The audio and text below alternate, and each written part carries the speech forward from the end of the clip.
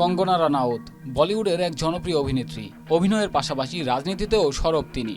বর্তমানে কঙ্গনা বিজেপির হিমাচল প্রদেশের মান্ডি জেলার সংসদ সদস্য। কিন্তু ব্যক্তিগত জীবন নিয়ে মাঝে মাঝেই তিনি সামাজিক যোগাযোগ মাধ্যমে সমালোচনায় থাকেন। একটা না একটা বিতর্ক লেগেই আছে তার জীবনে। আবার তিনি আইনি জটিলতায় জড়িয়েছেন। এর আগে 2020 থেকে 21 সালে দিল্লিতে বিতর্কিত কৃষি আইন বাতিলের দাবিতে কৃষক আন্দোলন সংগঠিত হয়েছিল। সেই সময় অংশ নিয়েছিলেন পাঞ্জাব, হরিয়ানা ও উত্তরপ্রদেশের কৃষকরা। সেই সময়ে এক বর্ষিয়ান নারী আন্দোলনকারীকে নিয়ে মন্তব্য করেছিলেন এই অভিনেত্রী। এতে কঙ্গনার বিরুদ্ধে দায়ের হয়েছিল মানহানির মামলা। সেই মামলার জন্যই আগামী 15 ডিসেম্বর কঙ্গনাকে পাঞ্জাবের ভটিন্ডা জেলার আদালতে হাজিরা দিতে বলা হয়েছে।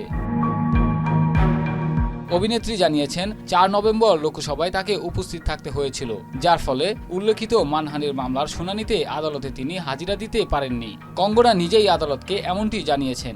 এরপরে আদালতের বিচারক ইন্দ্রজিৎ সিং পরবর্তী শুনানির দিন অর্থাৎ 15 ডিসেম্বর কঙ্গনাকে উপস্থিত থাকার নির্দেশ দিয়েছেন। পাঞ্জাবের ভটিন্ডা জেলার বাহাদুরগড়ের 73 বছর বয়সী নারীকে নিয়ে মন্তব্য করেই বিতর্ক জড়িয়েছিলেন কঙ্গনা। গত বছর লোকসভা নির্বাচনে মান্ডি কেন্দ্র থেকে সংসদ সদস্য নির্বাচিত হন অভিনেত্রী কঙ্গনা রানাউত। সম্প্রতি কয়েকটি সাক্ষাৎকারে কঙ্গনা দাবি করেছেন তিনি যেমনটি ভেবেছিলেন ঠিক তেমনভাবে রাজনীতি উপভোগ করছেন না। রাসেল হোসাইন, মাই টিভি।